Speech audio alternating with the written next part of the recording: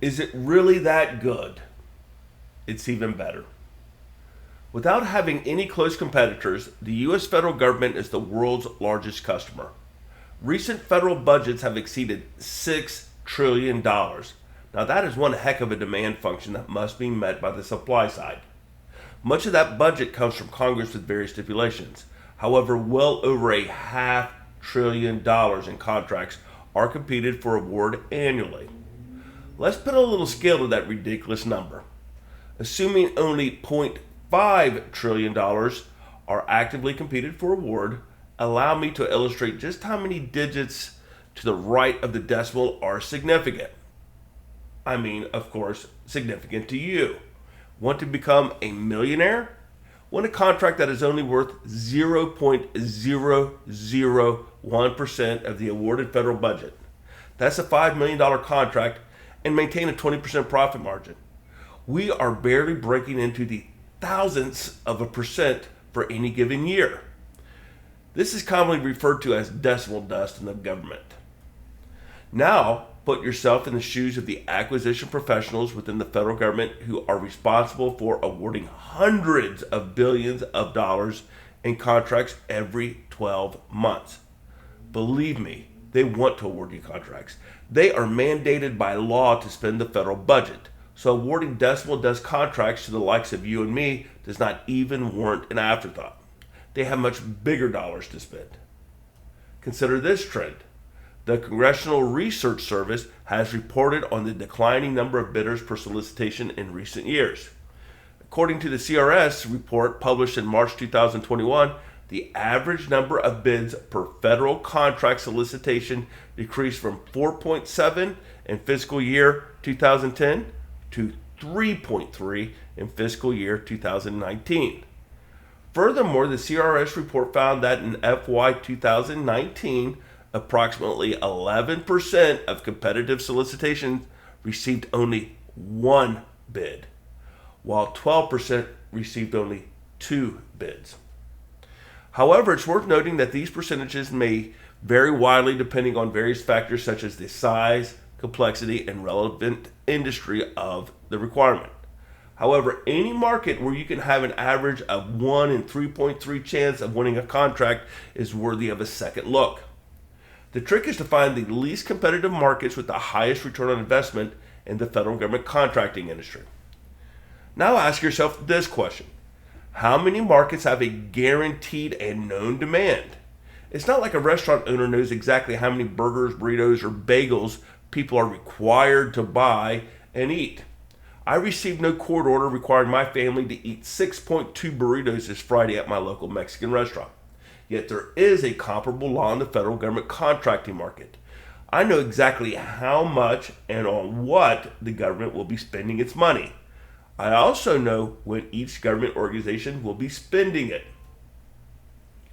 Also, think about this question. What industry mandates that new or small businesses try to penetrate a market that must receive a guaranteed amount of market share? I know it sounds too good to be true, but that's exactly what the federal government does. The small business opportunities afforded by the federal government Small Business Set-Aside Program are unheard of in the free market. This guaranteed small business work share certainly lowers the barrier for effective market entry to a surmountable level. To illustrate the advantages of the federal government Small Business Set-Aside Program, let's compare launching a business in the federal government contracting industry to other industries. I enjoy a good burger, so let's open a nice burger joint and tap into the massive fast food market. Our restaurant is in a high traffic area with good visibility. Unfortunately, we're near a McDonald's restaurant and must compete head to head with a global icon with decades of branding and customer loyalty. This does not bode well for us. How many kids are going to forego a Happy Meal at the Golden Arches and ask their parents to eat at New Guy's Burgers? Now let's assume that the restaurant industry mirrored the federal government Small Business Set-Aside Program. In addition to the folks who would wander into our restaurant out of curiosity, Ronald McDonald would be standing under the Golden Arches begrudgingly diverting 23% of his customers to the small restaurants on our end of the street. Our burger joint could thrive by simply competing for this work share alone. However, it gets even better. When tourist buses arrive, McDonald's is required to subcontract 29% of their orders to small businesses. We get to make Big Macs and fries under the McDonald's logo and profit during their large surges of business. Can you see how the federal government small business set-aside program is a definite game changer? However, that's not even the best advantage that a new federal government contracting company has over business ventures in other industries. In my opinion, the single most important advantage of launching a new business in the federal government contracting industry is its very low cost of market entry. In layman's terms, this means how much money you must spend to make a run at starting a successful business in a specific market. Some markets have low costs of market entry. For example, as we previously discussed, my teenage son can spend $600 for a battery-powered lawnmower, trimmer, and blower to enter the lawn mowing market in our neighborhood. His $600 investment enables him to compete for $60 mowing jobs. $60. This same financial investment in the federal government market can have you competing for $60 million government contracts. $60 million. How can this be? Here's how. In almost all federal government contracts, minimal financial commitment is required from bidders until after you're awarded the contract. This means that you don't have to hire your contractor employees until you win the contract and are guaranteed revenue to pay them. Let me further illustrate this tremendous advantage using our burger joint example. To open a restaurant, you will first need to either buy or lease building space. Then you must completely refinish and outfit the space as a restaurant. This includes industrial cooking, grilling, and cleaning appliances, as well as tables, chairs, and other furnishings. Of course, decor and branding are very important and very expensive. Now it's time to buy all the necessary supplies and services such as insurance, security, credit card processing, accounting, etc. Finally, we get to the burgers and other menu items that must be purchased. But we're still not done spending money. Before we open, we must also hire and train a complete staff of cooks, servers, managers, busboys, etc. Think of the upfront cost that you must invest before you sell your first burger for $4. However, this scenario is even worse than I've illustrated. Most first-time entrepreneurs jump on the franchise bandwagon, believing that buying a license for a known brand and a proven playbook are all they need for guaranteed riches. So let's assume that New Guys Burgers is a franchise.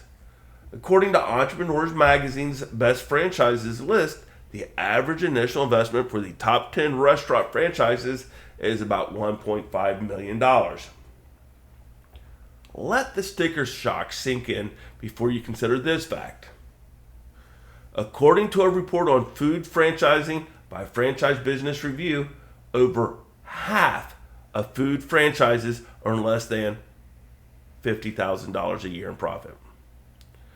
Only a measly 7% make more than $250,000 a year.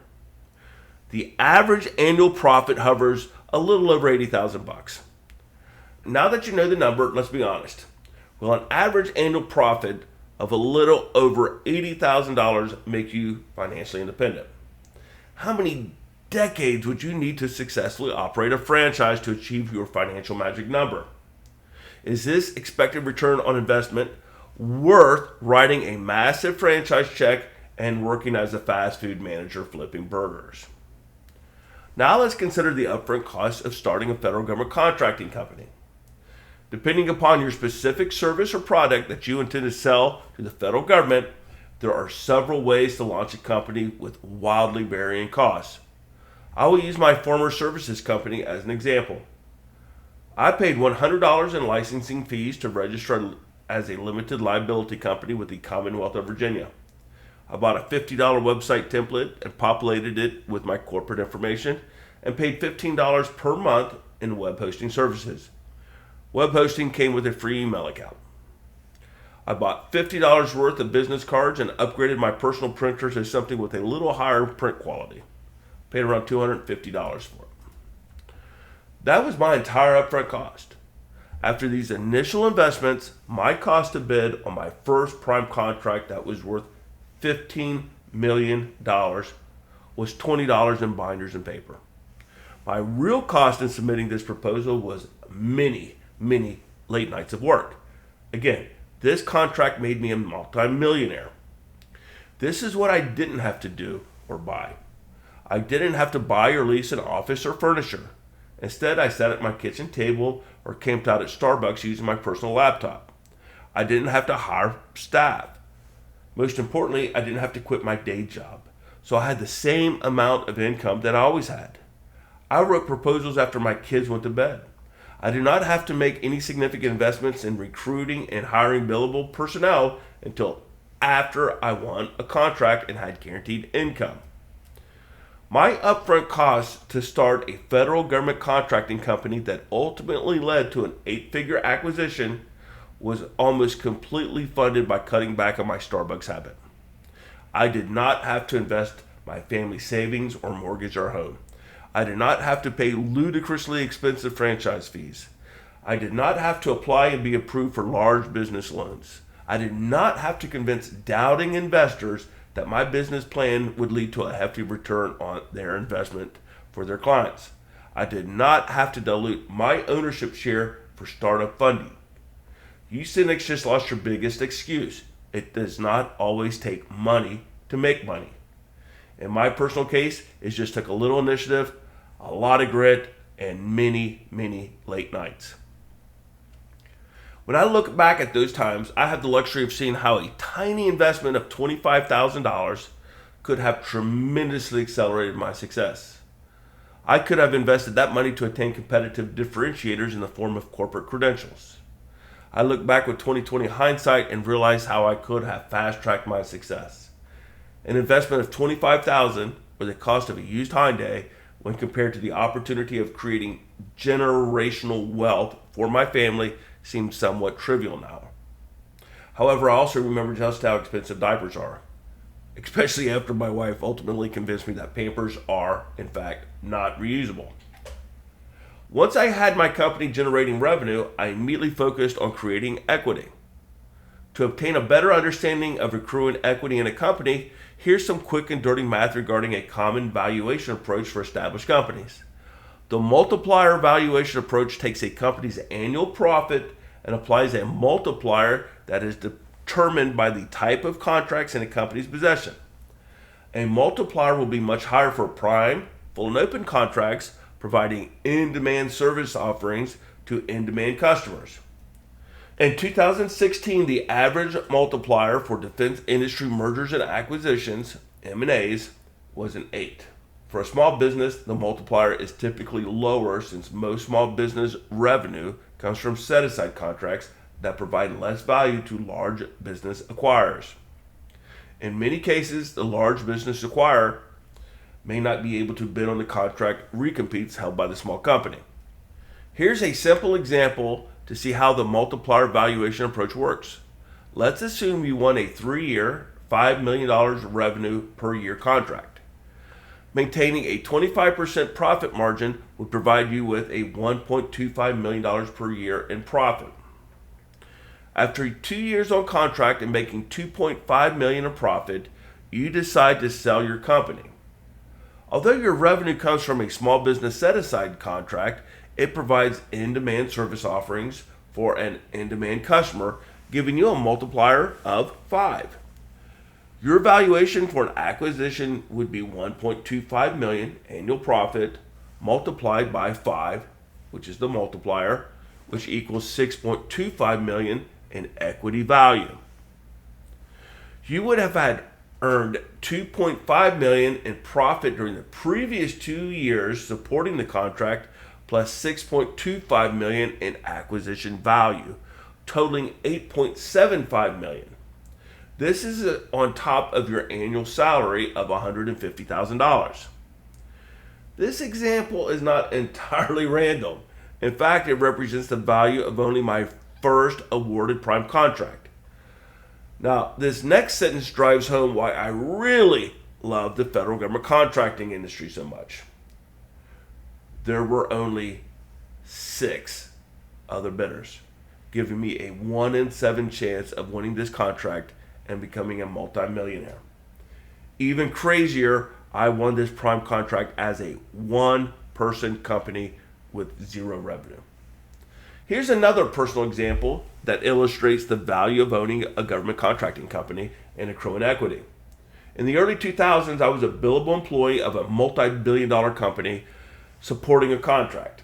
I ultimately left this contracting company for greener pastures. A few years later, my one-person company, me, returned to this contract as a subcontractor to my former employer. I basically got my old job back doing the same exact work as before. However, this time, I was working as an employee of my company.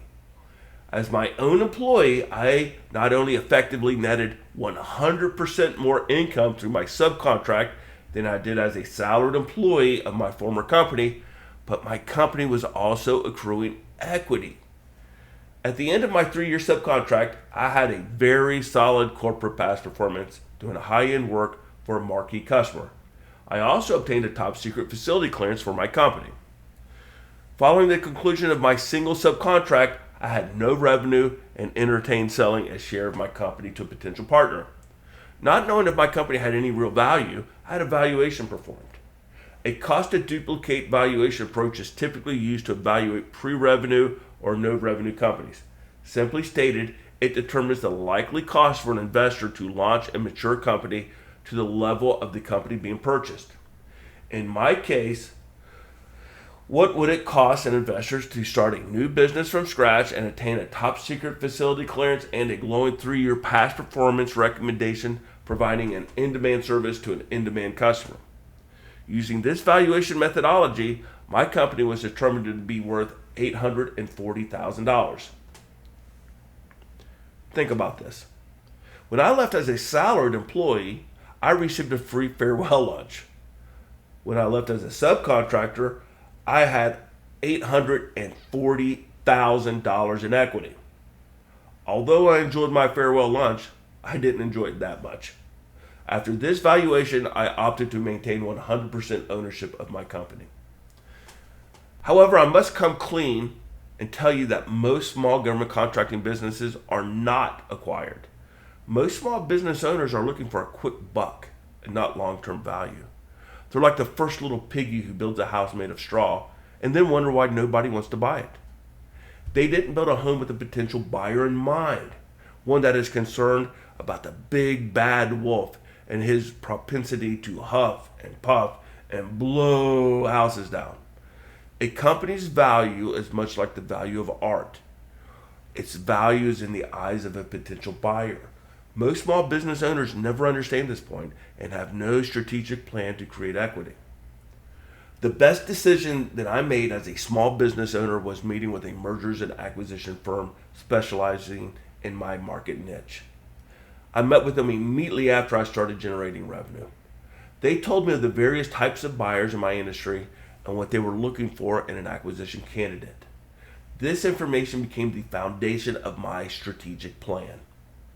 I directed the growth and maturation of my company to match the needs of potential buyers. In 2016, the value of my first company had reached a point where I could easily provide for my family for the rest of our lives. So I cashed out and sold. I got my magic number.